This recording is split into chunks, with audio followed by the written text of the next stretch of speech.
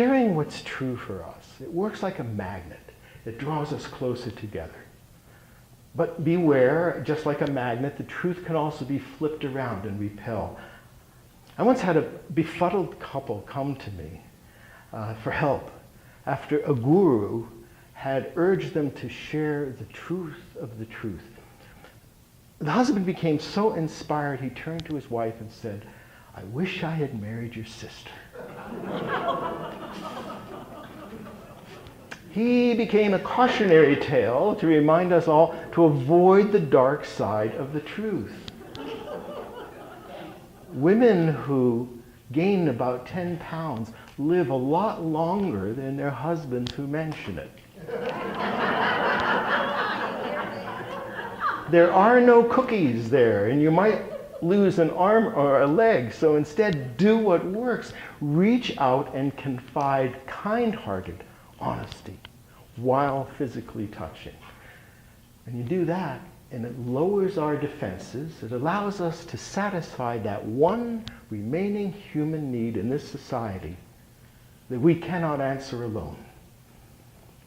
Filling up our bonding deficits, it frees up a generosity of spirit that allows us to heal what can be healed and to better cope with that which cannot change and must be endured. It's easy to do. And yet we're living in a society that virtually ignores bonding and at great cost. Why? Because we have to touch in order to bond. And touch has become a touchy subject. We have confused human closeness with being sexual.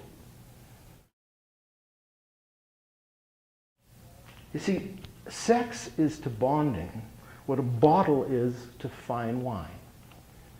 It's important, it can hold it, but beyond its erotic pleasures, it's the sweetness, it's the human warmth inside that we crave. And yet too many in this society are afraid of what we crave. But you can't feel a hand on your cheek through a computer. And the negative effects of non-touch, they're not immediately obvious, but they produce insidious long-term consequences. Very angry and frankly very rude consequences. Humans deprived of touch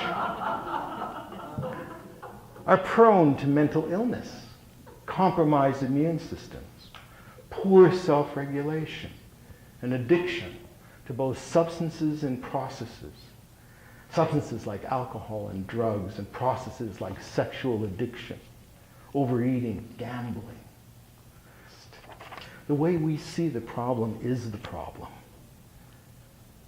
And bonding deficits, they're corrosive. Over time, they make us wonder if we're even entitled to safe human closeness. Bonding deficits can also rivet our attention on negative self-talk that has very little purchase on reality. How many thoughts do you think a person has in a day? Average person. Give me a number. Thousands, yeah. 3,000 on average. 3,000 times a day we're talking to ourselves. And our minds work just like obedient limousine drivers, steering us on unconscious autopilot directly into our expectations. But nevertheless, we can raise our expectations because research has proven that we're not the product of our circumstances. We are, however, the product of the decisions that we make. So, bluntly put, we can drive against the traffic of our own negative thinking and quit bitching at ourselves and at our partners by driving our relationships into moments of emotional openness tied to physical closeness. And that will repeal the verdicts about our lovability and our competency that make us bitch. Take heart. We all begin unaware that there are everyday relationship skills that help us drive more and bitch less.